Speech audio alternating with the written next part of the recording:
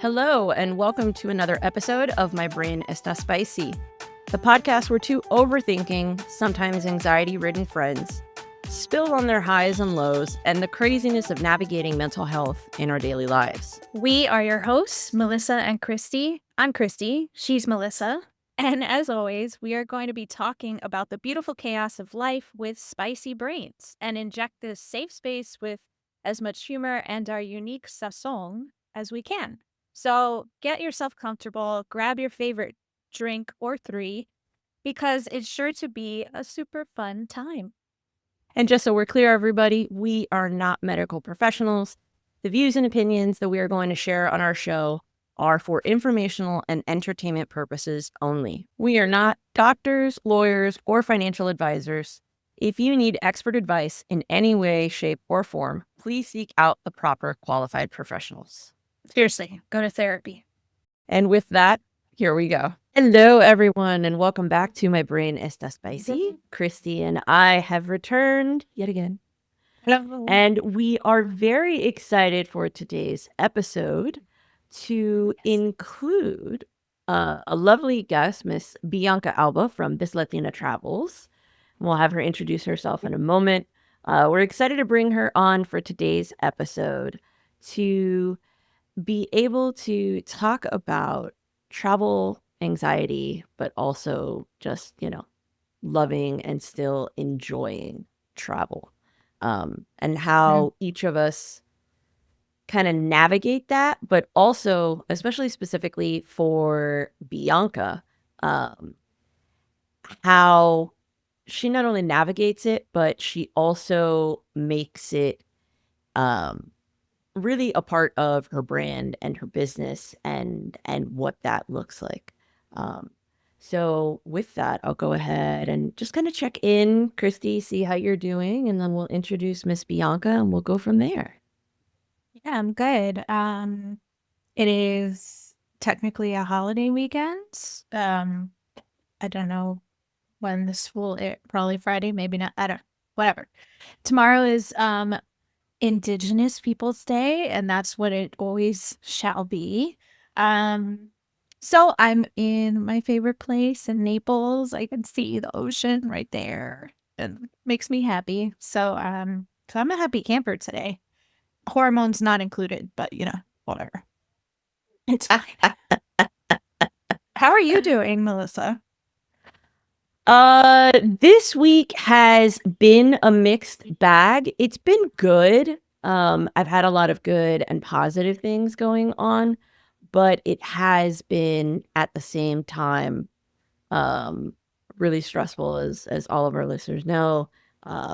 I was laid off at the end of last year, so I've been looking for full-time work, and little by little I've been bringing in contract work. So I'm at least working part-time.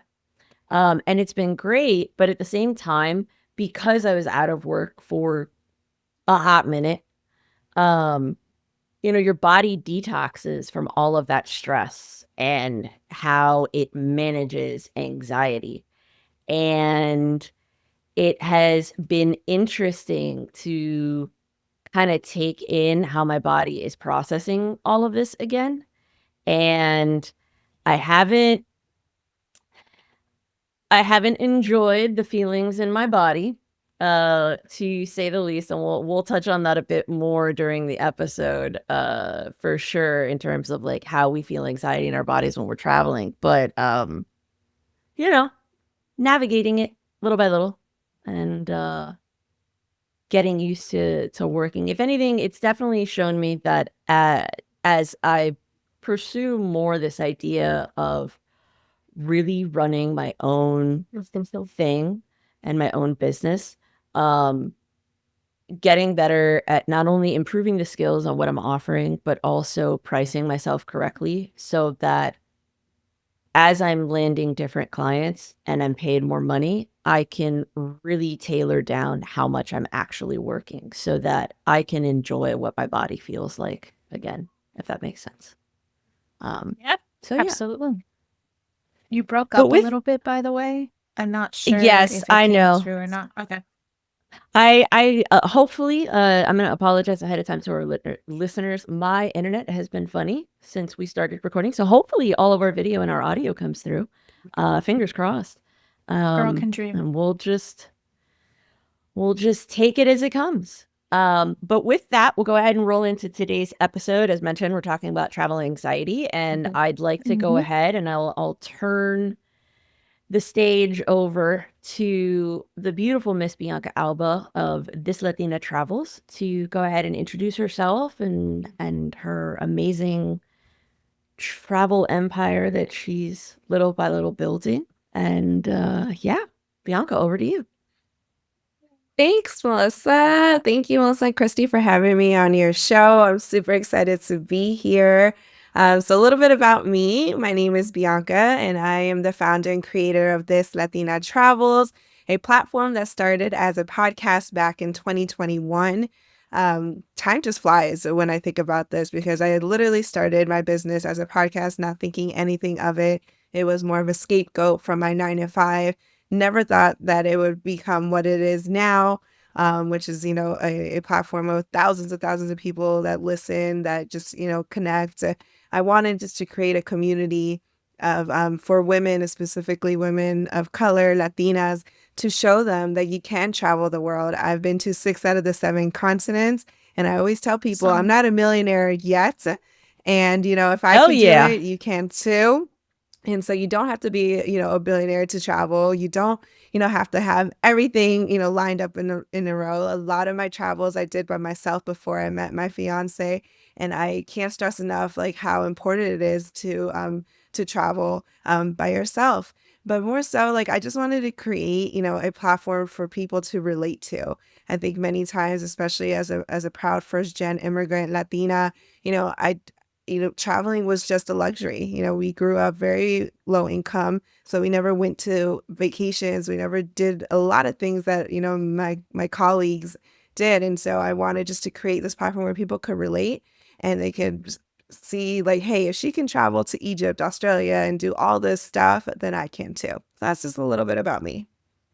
Awesome. And that concludes our podcast episode because that was like in and of itself. That was gorgeous. Right? See, this is why I have our gorgeous. guests introduce themselves because I mean, you can't explain it any better than that. Yes, love your stuff. Love you like as an individual and everything that you're putting forward. And especially in today's climate, not only here in the States, which is where we're all a part of, right? But even globally, as a result of what's happening in the States, being Latina and traveling is it is something that is interesting to navigate, and I think it's always been interesting to navigate in a way. And I love the platform that you're creating. Love what you do, even like just with your stickers and like how you post where it's like Latinas can travel anywhere, which fun fact, I added your adorable sticker of the empanada to my water bottle, which I have today. That's so cute. And yeah, I know, right? It's adorable. I love that sticker.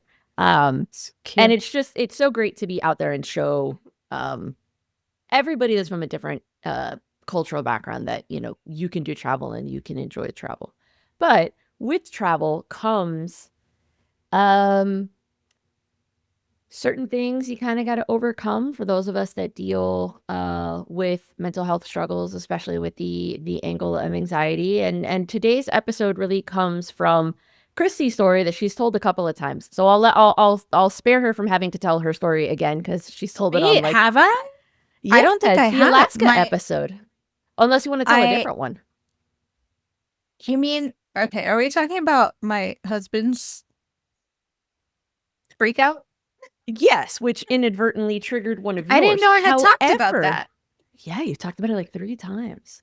Oh, shit. Okay. So I'm trying to save you. However, if you would like to bring up a different experience of travel anxiety, that's fine. So that like each one of us can kind of share that story. That's good. And I'll give you a chance to think of yours.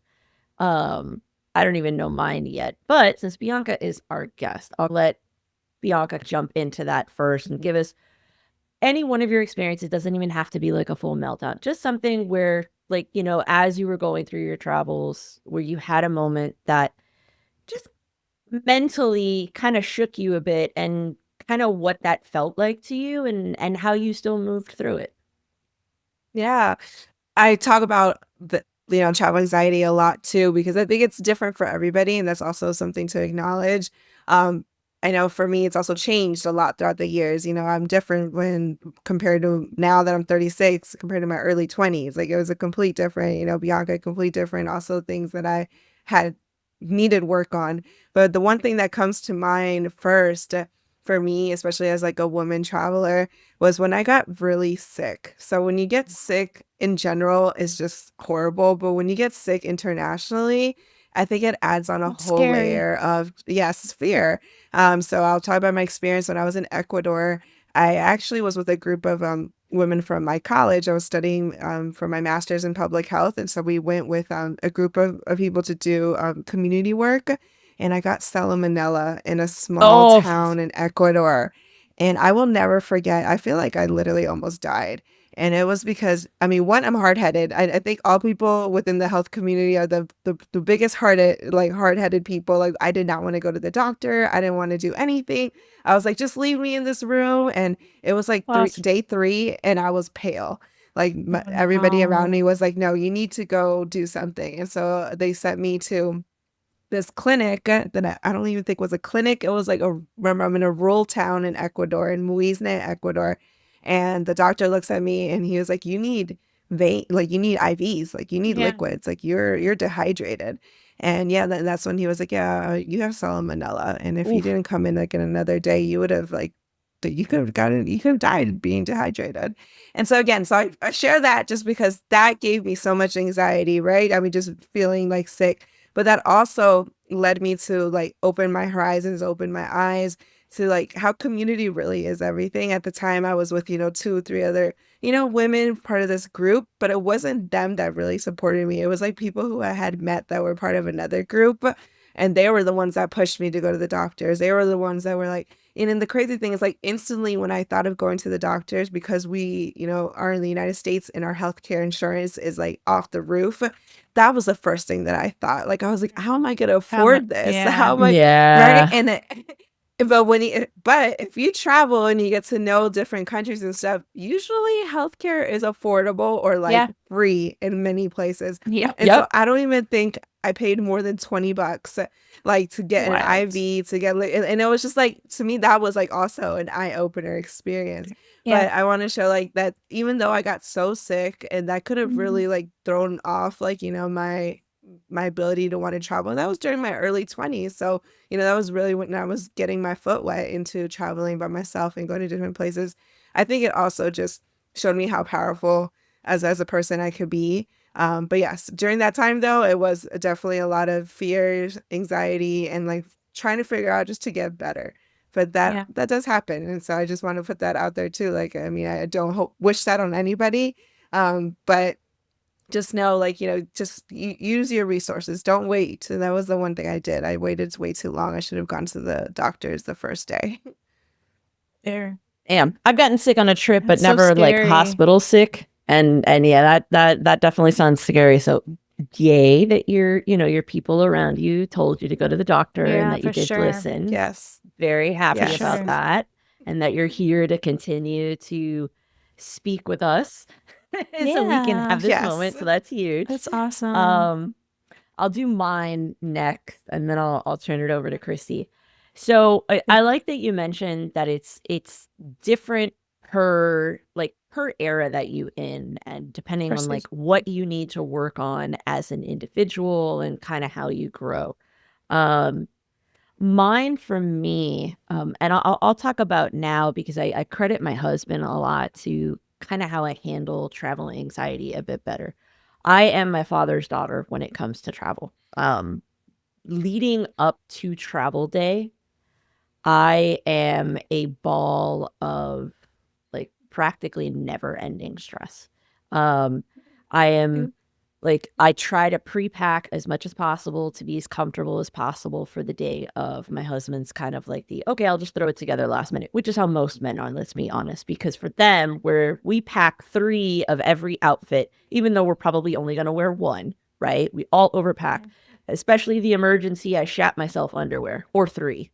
Um I need to plan things out a bit better, and I'm still sometimes old school depending on the trip. I might print out my boarding pass still. Yes, I am like that, even though sometimes I'll also put it on my phone. Like it's just those are my things. Um but mine is more of a general. When I get to the airport, like, and we've finally gone through security, like when we first get to sit at the gate, that's like the first layer of anxiety kind of starting to trigger. Not because security gets me nervous, Interesting. but what Christy pointed out after one of my last trips, the influx of light and noise in the airport. I never realized like how much it overstimulated me until my last trip. And Christy was actually the one that pointed it out to me when I was kind of telling her how I felt. Like my body went through like a full mini panic attack. I was sweating even though the airport was freezing cold. My face turned like bright red, and like I felt like I was going to pass out. And it took like 20 minutes of sitting at the gate to kind of center myself, right? But I also don't fly well. Like the feeling of turbulence, because I suffer from vertigo, is for me a total bitch. So this is my pitch to anybody who is on anxiety medicine and you get nervous about taking it. Please, for the love of God, take it. Like if you have it, just take it. God, If you know that yes. certain Take your things meds. trigger you, take your meds. Like I have a system Yes. now. The minute we get through security, and I know it's going to take about, because I like to get there early, so I like being at the gate at least 45 minutes before our flight is supposed to start boarding. The minute we get to the gate, I'll take my pill, because I know by the time we get through boarding, get ready for takeoff, which is an additional 20 minutes usually after they close the doors, if you're not stuck taxiing, it gives my medication a chance to kick in so that I can fly and be as comfortable as possible.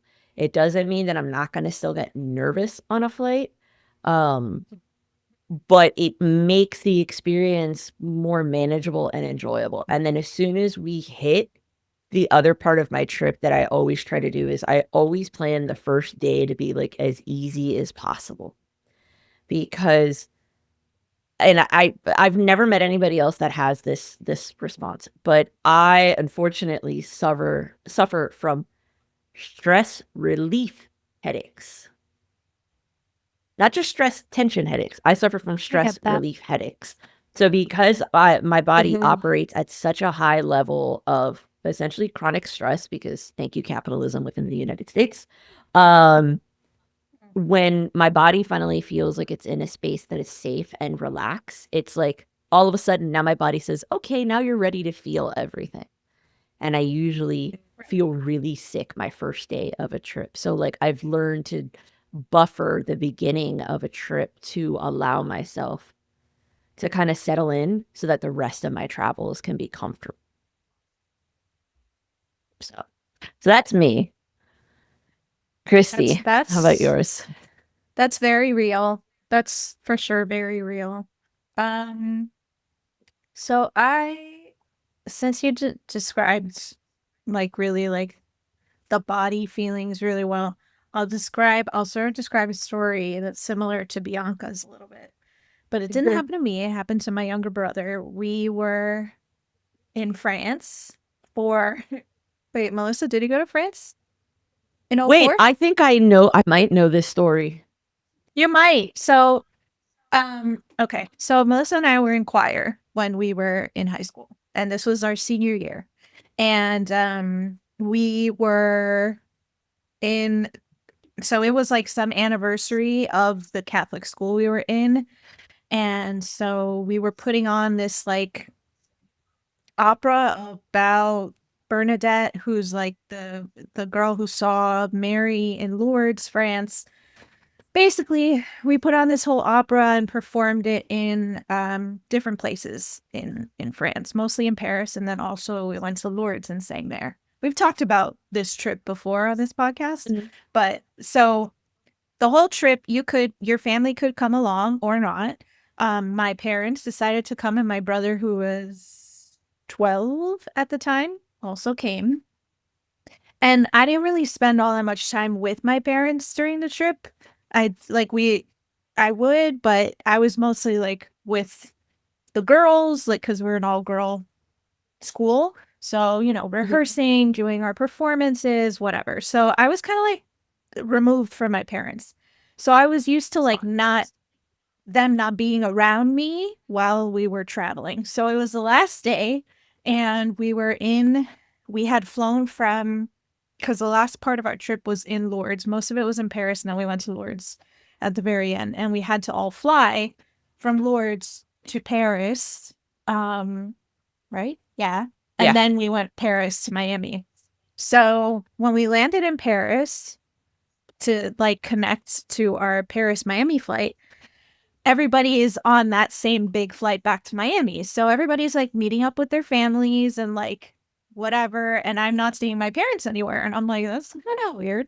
And so you can bleep out her name if you want, but Chelsea Echenique, her dad came up to me, and I know he's a doctor, right? Like I think I know he's this an story. ENT. So he came up to me and he was like, hey, so your brother got sick? And I was like, what? And he was like, yeah, your brother got sick and he's in the like infirmary for the hospital. So come with me and I'll take you. So I was like, what? Like, what? We have to go home. So I think our flight back was maybe on a Tuesday or something. And that Saturday was our prom. And they had told, especially the seniors, if you don't fucking show up to school like Wednesday, Thursday, Friday, you're not allowed to go to prom. Go to So prom. in my head, I'm like, I'm not going to be able to go to my prom because I'm not going to be on this flight back home. Like, of course, when you're like 17, 18, this is what's going through your head. Yeah. Not like, oh, my poor brother, what the fuck happened? So it turned out he had some boy issues, basically. I'll put it that way just to not like air his things. But he ended up needing to have surgery. So Gosh. we were stuck in Paris. I mean, not stuck. I say stuck, but like my dad is very good at handling things, and he handled it. So I remember like having like Pringles and Oreos for dinner, because like my parents were taking shifts with like being with my brother and then being with me in the hotel room, and then they would switch because they didn't want me to be alone in a hotel room in a city that I don't know anything about or know the language because I don't speak French. So the doctors were super nice.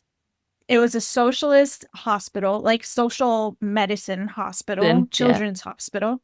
So like when I would go and see him, it was kind of like, it wasn't like the hospitals here where everything is like very orderly and like clean. And it was kind of more like, I don't know, it looked a little like not funded by some private like university or whatever. Like it just kind of looked a little like broken down, but the doctors were super nice, spoke English. My brother ended up going into surgery. He was fine. The whole thing cost, I think, $1,000. In the United States, that procedure would have been, I don't even, and it was under general anesthesia. They released him. Like, we were only there for one night. They released him the same day. He was sick as a dog, like on the way back because of like the anesthesia let down. But he was fine. Like it was. So anyway, all that to say, like it was a wild, unexpected journey in like medicine and healthcare in a different country, much different than your story. I love the communal aspect of your story. I think that's so powerful. But it was really eye-opening to see how things worked in a different country, a country that we weren't even citizens of. And they were so nice and welcoming and like helpful. Like, Yeah. it wasn't as like, you know, as like US hospitals. It was a little more, and this is all through like my parents telling me, because I was like, at my, I don't even know, I was not on planet Earth. I was like stressed the fuck out. I didn't know what was going on. I was very out of my element. I was like, I don't know what's happening. I'm just here for the ride kind of thing. Anyway, that's my, I think that was like my first foray into like anxiety while traveling. Foray. I don't know. Because before then, yeah, I don't know. Like I have a history of traveling just because my family has, since we moved to Miami from New Jersey, I've always had to travel back to see them. So for me, my travel anxiety happens through like, I'm the overpacker. I do not start packing until the night before. I fucking hate packing. Like, I hate it. If I were ever a millionaire or many, many millions, I would hire someone just to pack for me and unpack for me because I hate it. I hate it. I don't pack the right things. I forget things, even though I have. And as I get older, I add more shit to my suitcase. Like, there's but so that's much shit I everybody. travel with now. Like all my supplements, and I'm like, how did this happen? I used to be in college, I would just like have a carry-on when I would go home for Thanksgiving. Like, what happened to me? I don't know. But it's just anyway. I don't even know where I was going.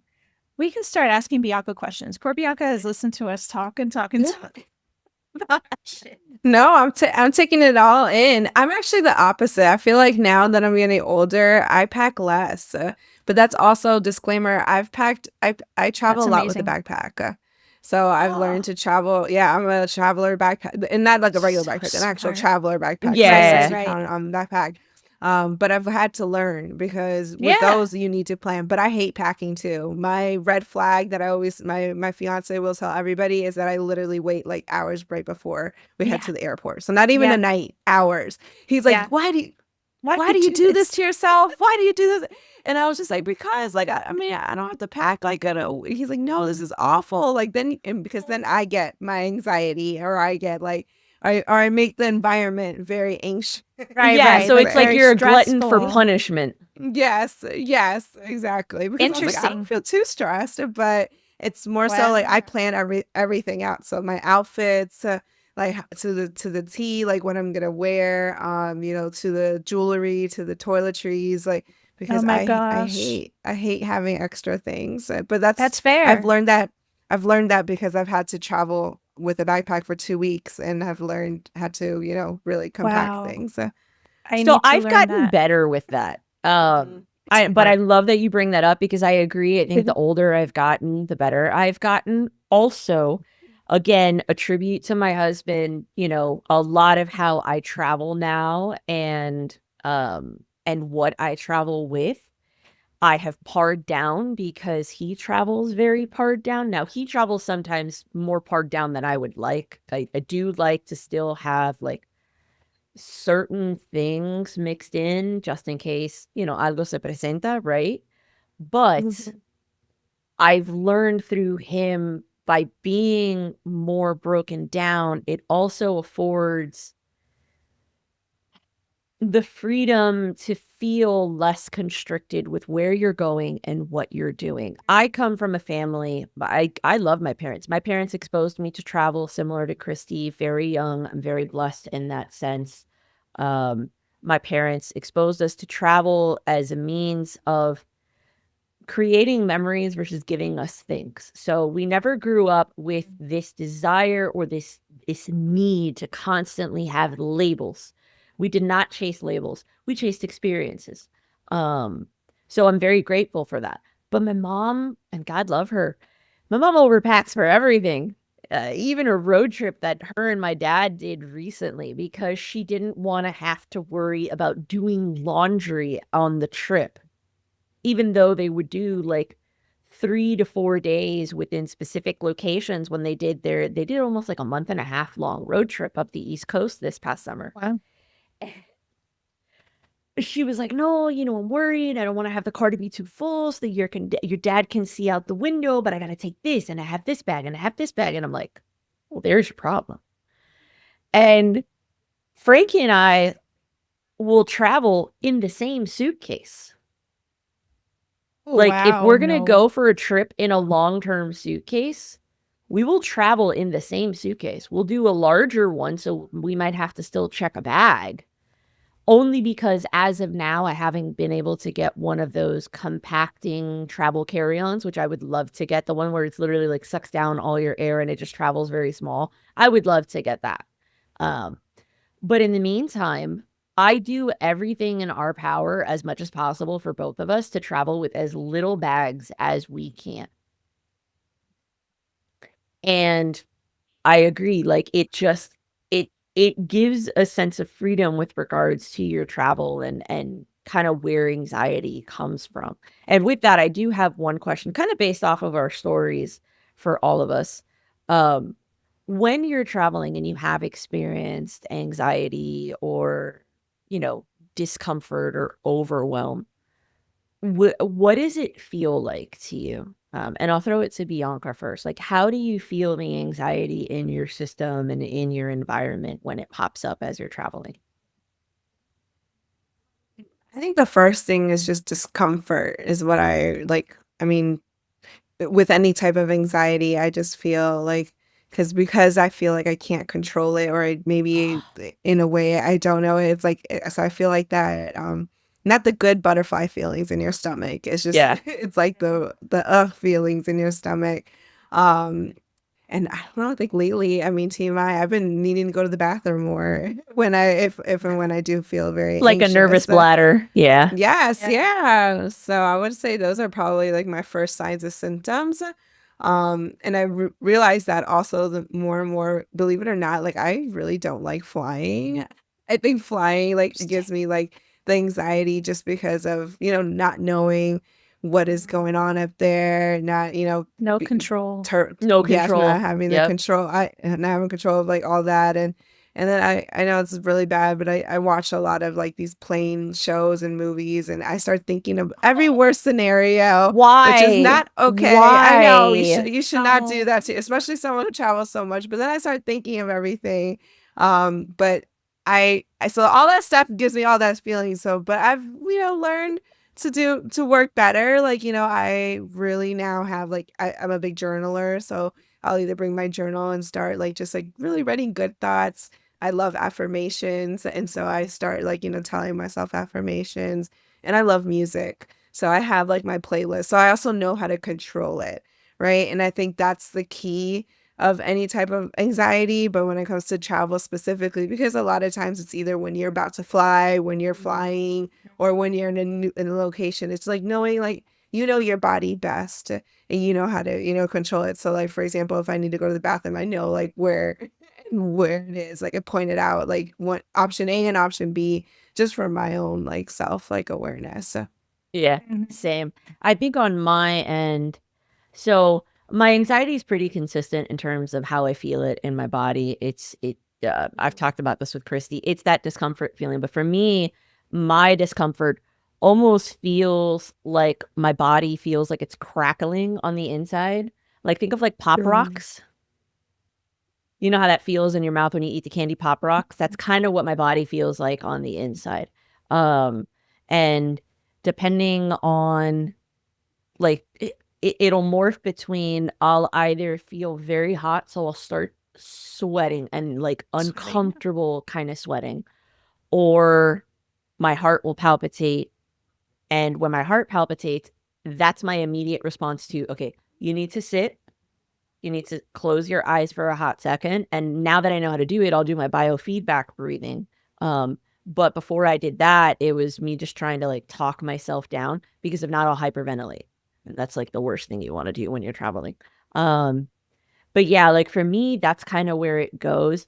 Thoughts wise, my brain doesn't really go to like what's the absolute worst outcome. If anything, it's where my brain will actually go when I'm experiencing travel anxiety, especially if I'm in the air and like there's turbulence and I'm nervous with what's going on.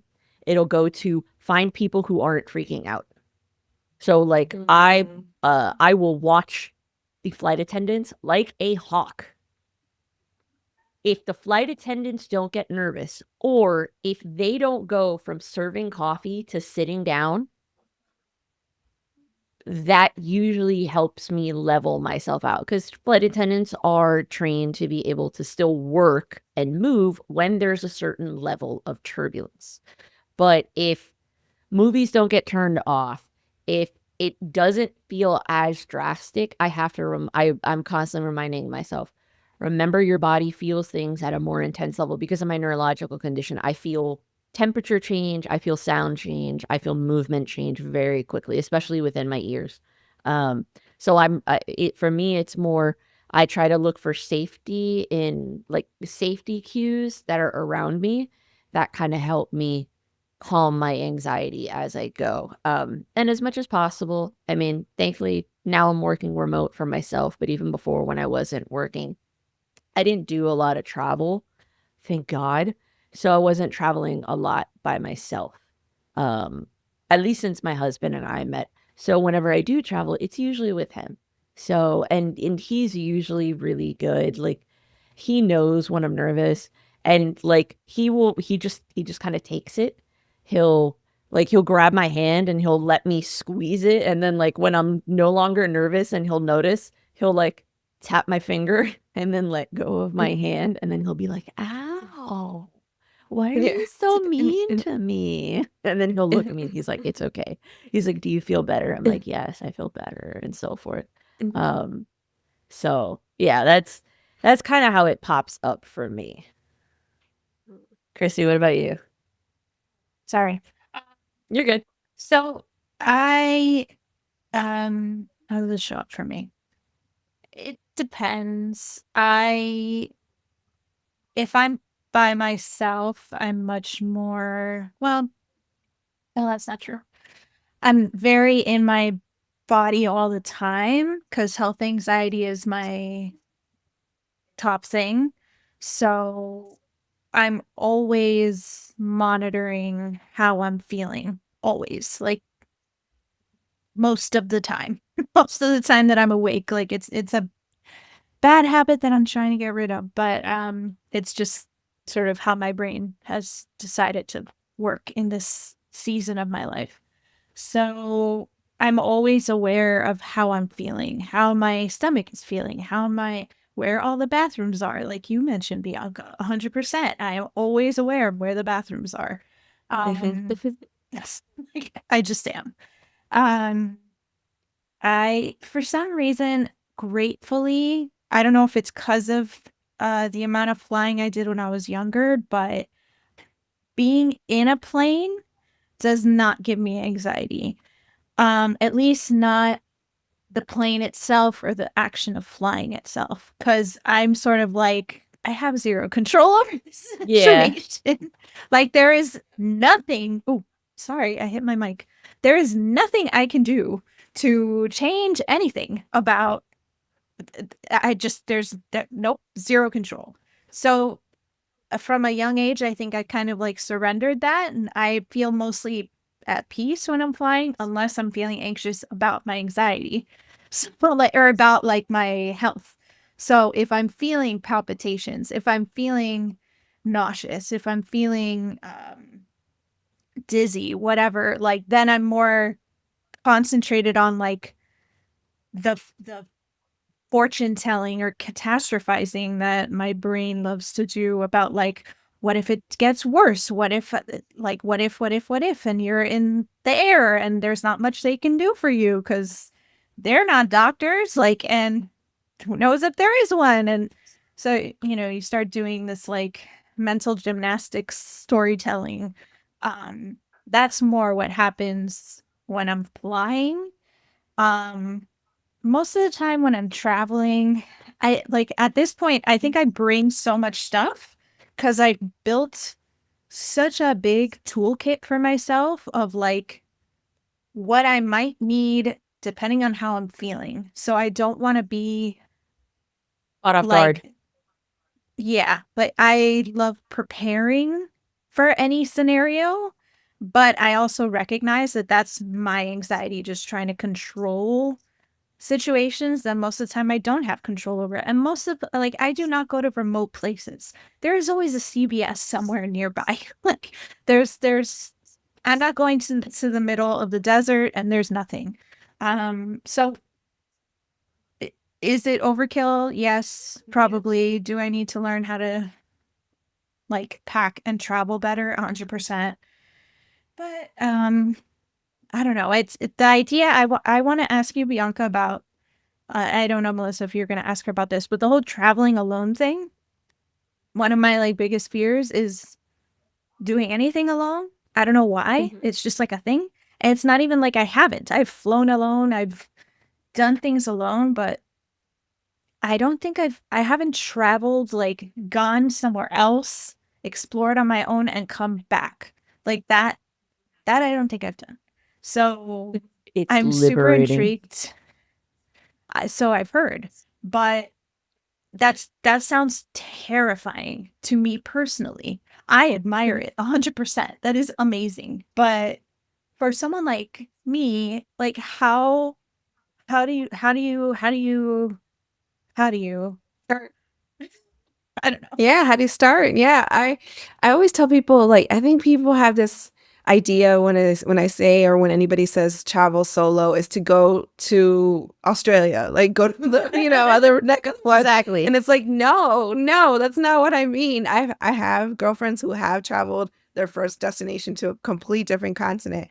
But I tell everybody start small. Like it doesn't have to be anything crazy, especially in the United States where we're surrounded by beauty. I mean, believe it or not, like I always tell people the states on like the Southwest side, like the Four Corner states.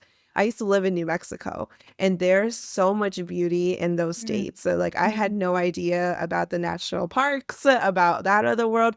So even a small weekend trip to a national park, to the next state over or even local, like there's I can guarantee you, and I know this because so many people, we don't explore our own neck of our woods, right? And it's just like going and treating yourself to an Airbnb, to an experience like next door, just so you can start small. Like I think that's what it comes to is people get anxiety or like are scared of solo travel because they Right. think, oh, I have to go to a whole other continent or a whole other country where I don't know the language or I don't know anything. And it's like, no, like you know yourself best, so start there. So that's what I would say. And then second, like once you get your foot wet and you get like that experience of being by yourself, you're gonna want to start exploring different countries, like because that's how it happened with me. Like I didn't also just start just traveling to all these different countries. It was more so like I started with different states, then little by little when I did start traveling by myself, it seems like because if hearing from what you've told me, like you overpack. So I'm sure you also are a planner. So I'm sure like you love to have like, things like, planned out. Well, that's what solo traveling is also great about. But the key is that it's on you. Like, you get to decide, what time you wake up. You get to decide what time you go to True. bed. You get to decide what activities, what you want to eat. And so prefacing it in that sense as well, It's thinking true. about it like, okay, like this trip is really just gonna be about me, like not about my husband, not about my family, not about it's like on my terms. And I think when you have that perspective going into something, like it really does help because that will like make you like not focus on the fear or on stuff. So have things planned. Like every time I've had a solo travel, I'll book myself a boat trip, I'll book myself an excursion in that specific country. So I'm not feeling by myself because literally I'm going to be with a group of other people. Right. And when you're paying for a service, you also usually paying like a tour guide that's from there or somewhere. So you're not, so you take that sense of fear also of being in a new environment with somebody that's from there, if that makes sense. Yeah, yeah. Good advice. So you nailed it on so many different levels, pretty much exactly what I would have said. The only thing that I would say different, like you were able to start small. um, I ripped the band-aid off twice doing solo travel and solo experience, whether it was for a particular reason or moving or whatever the case may be. My first one was when I was 17 and I did a solo trip. I traveled with my family to Boston, but then when I was within Boston, I got picked up by like a pre-med high school program and took me to Vanderbilt University. And I did like a month of my summer before senior year doing that program by myself, right? And then the second one that I did, which was the really big one, was without telling anybody, I applied to study abroad in college to Vienna, Austria, a country that I do not know the language. And I was gone for 6 months and I knew not a soul. Oh, wow. And I can see Christy's face of like, oh my God, I would never. And No, that's amazing. That's awesome. And I kind of agree with you, Bianca, in the sense of like it allows you the opportunity to push yourself out of your comfort zone, right? And it doesn't mean that you have to do it. It's not for everybody. There are people out there that really just doing solo travel is not meant for you, and that's okay. Like if that's who you are, there's nothing wrong with that. But there is a liberation that comes from traveling by yourself because, like you said, Bianca, it's all about you. And I think, Christy, if anything, this would be my challenge to you in terms of thinking about why you're so uncomfortable with it. And that sounded so therapy to me. But I'm going to continue anyways. Is I think what it highlights is how often, and especially for women, like it's pushed into our brains that doing anything alone is a bad thing. And really, I would push it even farther. It's not alone. Bianca pointed it out perfectly when she said, you know, whenever I take a trip and I happen to be on my own, more than anything, it's you're on your own, you're not alone. Because when you're doing trips, people are around you. You book an excursion, or even if you're just going to the spa and it's meant for you, right? You're still interacting with people. So I think more than anything, it's, and this goes for everybody that's listening too, it's pushing that thought that is ingrained in us that when you're doing something on your own, you're doing it alone, and you're really not. Because community and people are always around you. If you open up your mind to realizing that community and people are always around you.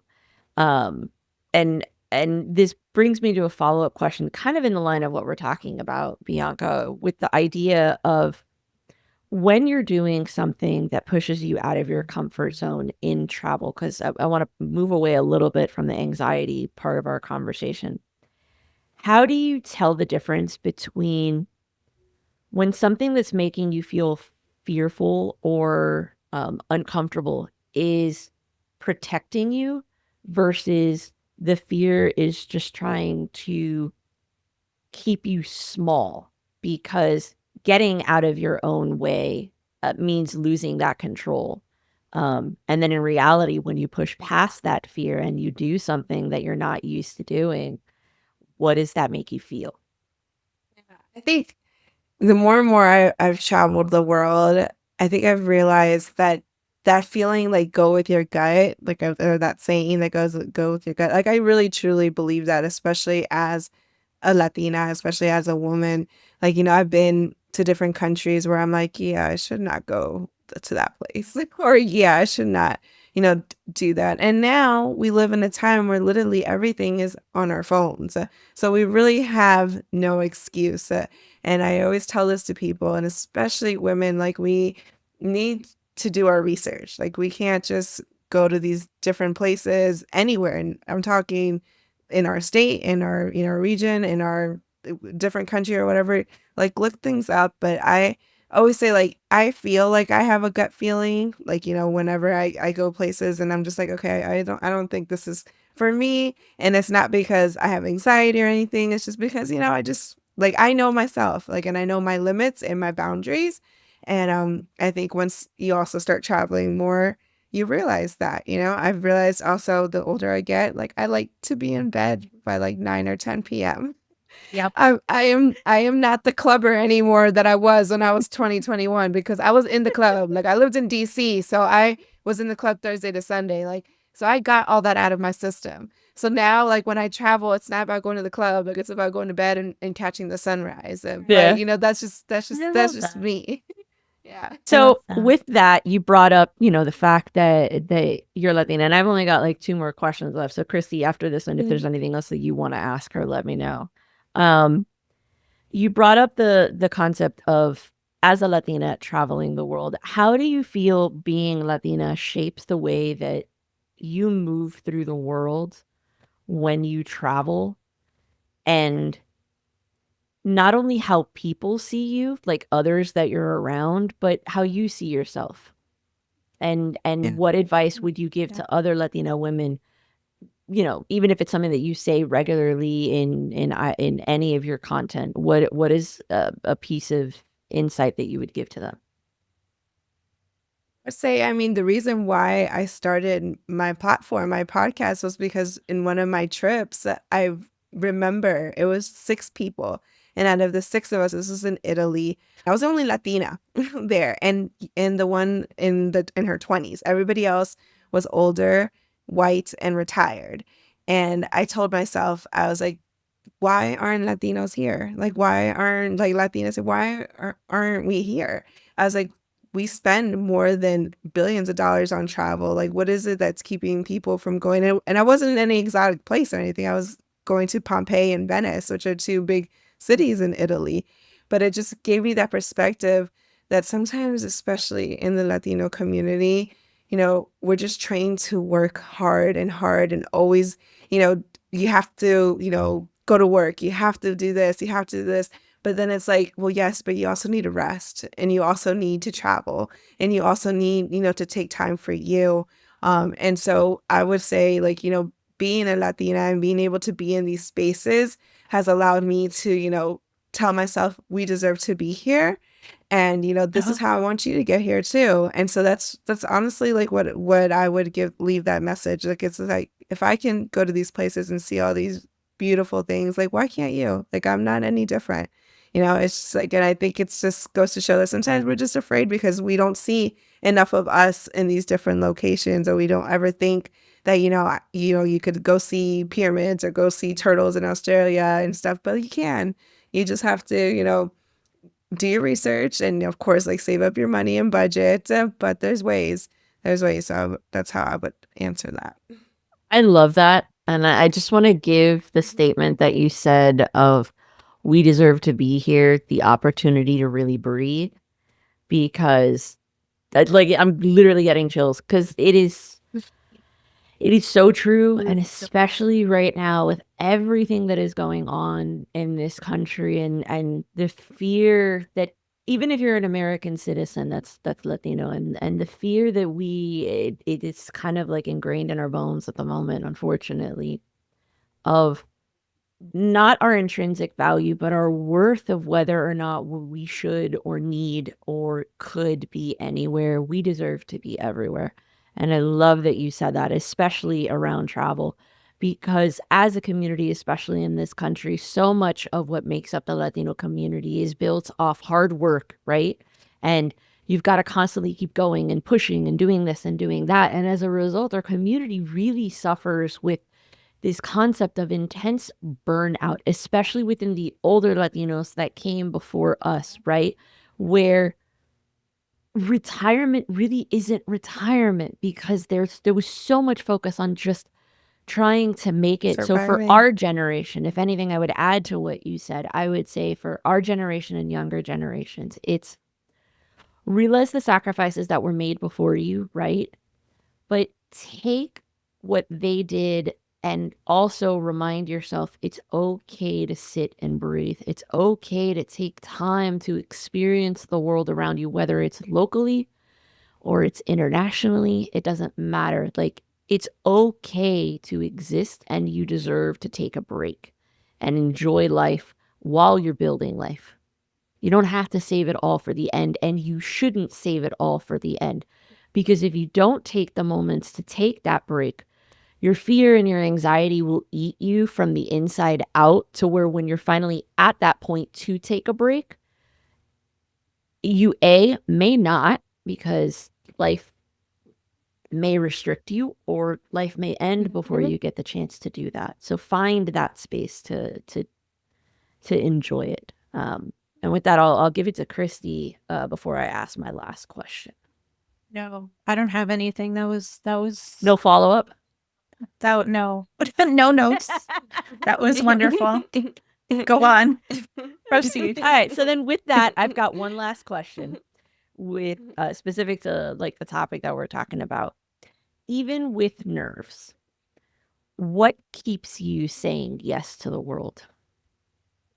Mm. Oh, I said this once and I love this quote because I always go back to it, and it goes to my why. And it goes to, like, while our parents traveled for necessity, we're out here traveling for joy. And that is why Ooh. I keep going. I keep going because, my ancestors couldn't do this. My parents couldn't do this. Like my family back in Bolivia can't travel like I travel. So that's my why. I do this for me ultimately, but also because, I'm living my ancestors' wildest dreams. Sorry. It's No, okay. Ooh. That's I cry on this podcast beautiful. all the time. That was a beautiful answer. I absolutely love that. That Yeah. was wonderful. So I true. I would completely agree, but I'll let Christy respond to that first. Oh, fuck, dude. No, that is Because I'm always the one talking, again. damn it. So now it's your turn. Sometimes sometimes I'm just taking in the thoughts, like the idea that I just love that idea that you're in so many ways we are living and breathing like manifestations of our ancestors wildest dreams. Like they could never imagine that we're doing what we're doing. I mean, from the fact that we're just women having careers, Yep. being independent, and doing things without a man's permission. It's just all that, like that being the foundation, the Latina twist of where you come from being such an integral part of what built you, but also then being able to see I feel like hopefully every generation builds upon the last one. And like, I don't know if it was Bianca or Melissa that said it, but the generation that came before us was so concentrated on survival, on especially, I mean, for my family, it was escaping, you know, communism or dictatorship or whatever, and finding freedom and the right to, you know, live, the right to build a beautiful life for yourself and your family. And that was that was it. That was the goal. There was no joy outside of survival, because when you're concentrating on surviving, that's all you're able to do. And I think, unfortunately, with how the current events in this country are turning the tide in some ways, I think that it can feel like we're going backwards a little bit in that survival mode. Like I find myself in survival mode, or thinking about being in survival mode a lot, but being able to take what we've learned so far, knowing that there is a beauty in community. Like there's so much good in people and people wanting to help each other, whether you're in your country or you're traveling in another country. Like they're getting to know other places and people makes you appreciate that they exist, and that, and also that you have a home that's yours. So it's sort of like this beautiful, if you don't go out and see other places and meet other types of people who are not like you, who live a completely different life, you don't even know what's possible. So it goes back to like discovering new possibilities and living dreams that our ancestors couldn't have even thought up. So I don't know. It's all very inspiring, I think. I love that. I love that. And both of your answers just scream exactly why I'm friends with each one of you in different ways. Bianca, definitely the joy piece, absolutely. It brings so much color and light into our worlds where there's so much black and white and gray that we live within confines.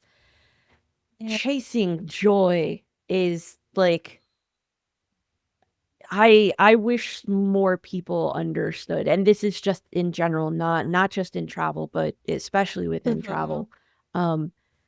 The light and the color that it brings to life, right? And then Christy on the end of expanding horizons and the fact of meeting other people and just the fact that they exist makes life so much better.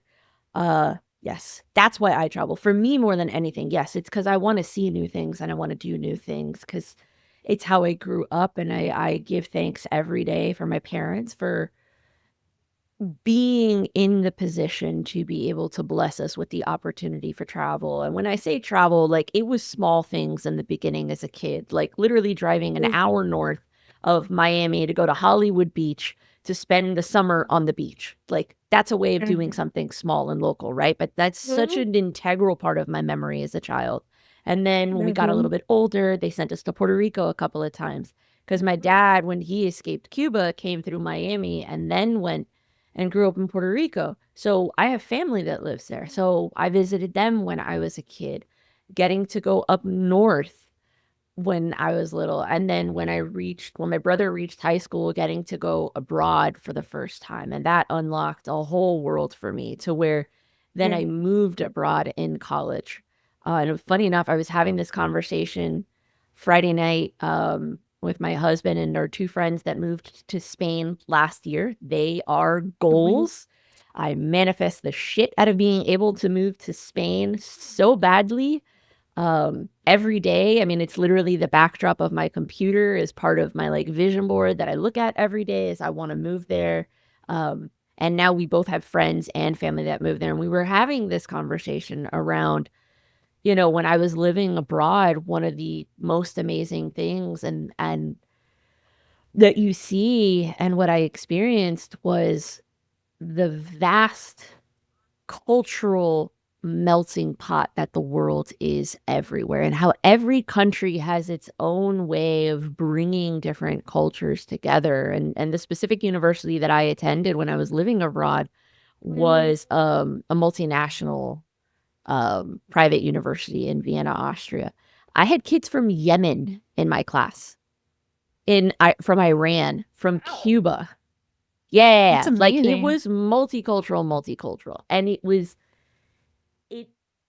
mind bent the way I see the world, which is, I think, what I struggle with so much with everything that's happening in this country right now. It's the narrow-minded view of what could be versus what really is, and how much color, travel, and diversity brings to life for everyone. And I think back to Bianca's point of start small and start local, whether it's solo or it's with a group. Take a 2-hour drive.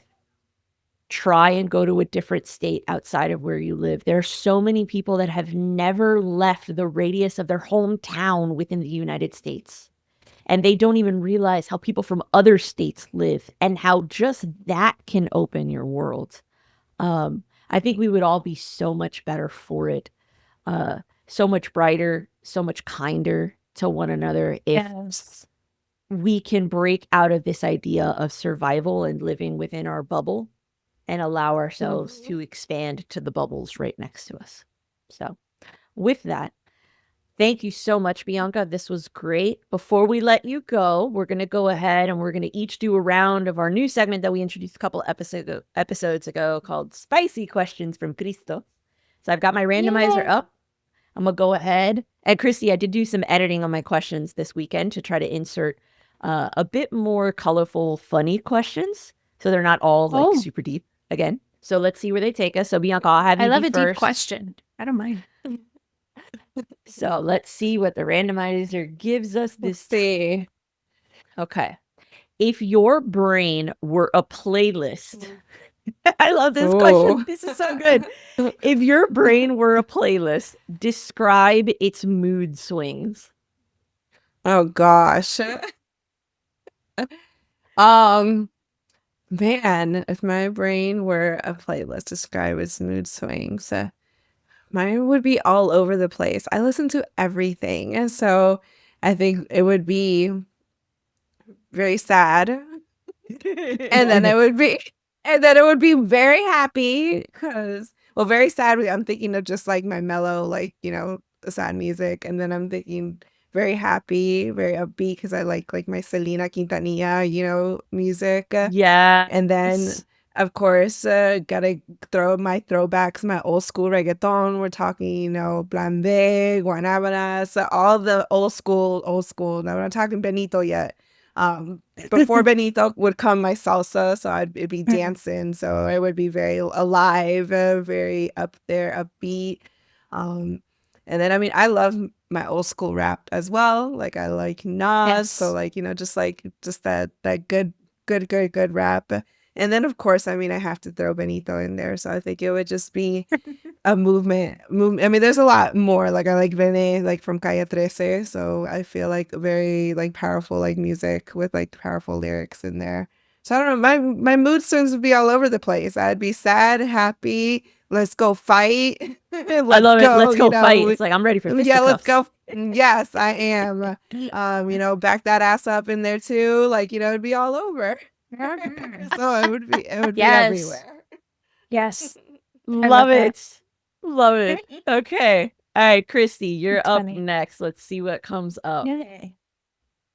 I love doing this, like the little randomizer rule. As I mentioned before, Bianca, if you haven't listened to when we first introduced this, I don't know the questions at all. Like I know them in the sense of I know when they got generated, and I kind of tweaked what I got from ChatGPT as well as like throwing in my own questions, but I don't know what's going to come up. I just throw it into the list, and I have the randomizer shuffle it, and then what comes up is what comes up. So, all right, Okay. Christy, you're next. Oh, this is funny. And I think you're going to have quite a few words for this. Oh, What shit. corporate buzzword deserves immediate prison time? All of them. Every single one. Okay, Circle what's one back. that like really irks you? I have many. I hate circle back. I hate per my last email. Mind you, I use all passive of these, aggressiveness. okay? Yes. I love I that. am- Actually, I I would am- never give that one prison time. I love that one. I am the receipt queen because I have to be Yes. at my job. So you do not want to come to me saying like, "Where's this? I thought that this, and why is this saying?" I'm like, hold on. On the 23rd of June last year, you said, and that's why this is like this. So anyway, okay. I just hate like people who don't speak normally because they're trying to sound smart with corporate buzzwords. I hate Okay, all now of I get them what you're saying. Like overly because yeah, intellectualized. sorry. It's just like you're not speaking actual thoughts. You're just talking crap. Like what you're saying means nothing. Like I which I guess is the point. Like what they're saying means nothing, so they're not actually saying anything, but they make it sound like they are. It's just a phenomenon that I found, especially in the 2010s, that's really like evolved super hard, like KPIs and just stuff that like, okay, this is not improving our work experience. This is not getting better results of her deliverable, what productivity. So how remote work, return to work. I hate all of them. I hate every single one. So I'm not going to pick that one. is fair. That's fair. I hate them I all. told I you think you were gonna both love and hate this question. I knew the minute I 'cause saw it, I was it's like, oh, this just is gonna be good. it's just corporate America is such a weird alternate reality to reality, and you don't even realize it until you're in it, and then you try to talk to someone who does not work corporate America, and they're like, what do you mean it's 9 o'clock and you have to answer this email?" Like that, like I have family members who are like doctors, like big heads of departments, and they have hours and they're on call or they're not. And they're like, I don't understand how it is you have to be on call essentially all the time for corporate America, but I'm a doctor who saves lives and I don't, like, I'm either on call or I'm not. Like, and if I'm not, don't call me. Like, it's fine. I have problems. No. You do I'll not probably have tell Melissa problems. to cut this, but yeah. You have a common symptom. Don't worry. All right. I'll do mine next. Let's see what I get. Why did I get the corporate one? I again random. All right. It's What's your most prejudice. irrational childhood fear that still low key checks out? Oh, intriguing. I'm Okay, intrigued.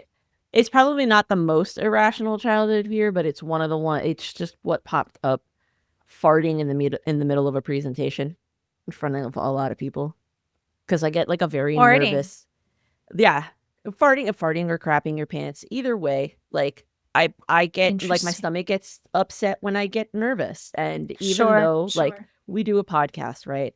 We used to sing in choir in high school. Like I have a very, very real discomfort and fear of public speaking. No. Most people tell me you would never know it, but that's because that's my over anxious brain that over prepares to try to sound as intelligent as possible so that I push through. So I do a lot of pushing through fears and discomfort, but I really don't like public speaking on like a grander scale, even in team meetings. Like I turn like beet red when I have to speak in a meeting. Fun fact, I'm hosting my first strategy meeting on Tuesday. I'm the one that's planning the whole thing and running it. So we'll see how that goes. You can but do it. Yeah, It'll go great. It's an irrational fear. Like one of my things, whenever I'm up there and I can feel like my stomach starts to do flips, I'm like, please don't fart in the middle of this presentation. Like that's all I need, because I know it's not going to be a silent one. It's going to be one that goes like really fucking loud and I can't like talk around it. So that would be mine. That's fair. But anyways. Okay. Alrighty. Well, thank you, Bianca, for entertaining us with these questions. Thank you so much for joining us. I really, really enjoyed this conversation. Thank you. I believe I can speak for Christy as well with that. Yes. We would love to have you back. So if there's anything else you'd love to talk about mental health and travel wise, please feel free to jump on with us, or even not, anything in general that you'd love to jump on with us. Let us know. For those that are listening to us today, thank you so much for joining us. Please remember to check not only us out, but please check out the lovely Miss Bianca for This Latina Travels. You can find her on Instagram at the same aptly named handle. You can email her, and we'll include her email in our show notes. You can check out her website, thislatinatravels.com. You can also find her on LinkedIn. She is fabulous. Give her some love. Give her a follow for great, real, down-to-earth, screaming I love my Latinidad travel content. She is amazing. For us, as always, feel free to reach out to us via email at thespicybrainpod@gmail.com, or you can find us on Instagram at mybrainestaspicy. We are so happy you all were here. Have a beautiful rest of your week, and may your brains be just a little bit less spicy. And your tummies too. Hey there. Thanks for tuning in. We appreciate you hanging out with us on this mental health ride. If you've enjoyed this episode, don't forget to like, follow, comment, and share My Brain Está Spicy with your fellow overthinkers, because the more the merrier in this Spicy Brain Club.